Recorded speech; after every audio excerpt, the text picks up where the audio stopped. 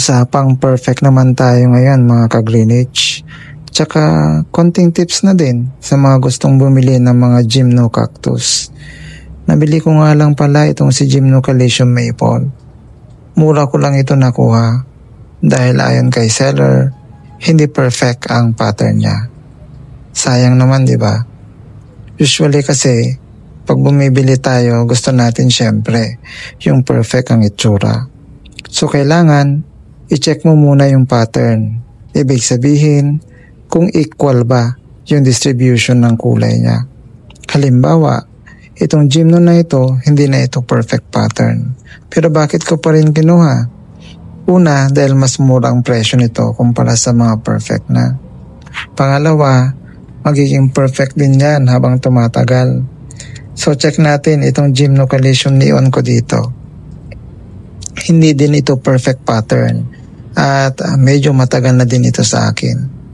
Pero habang tumatagal, nawawala na yung mga dark colorations niya. Dati nasa taas yan, pero habang lumalaki, napupunta na sa ilalim.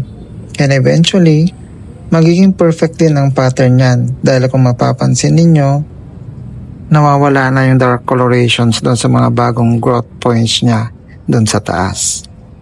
So, konti na lang ang hintayin natin, magiging okay na siya.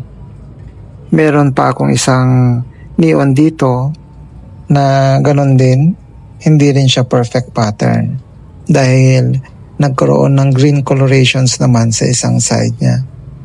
So, ayan, kung makikita natin, dati nasa taas din yun, pero ngayon, pawala na.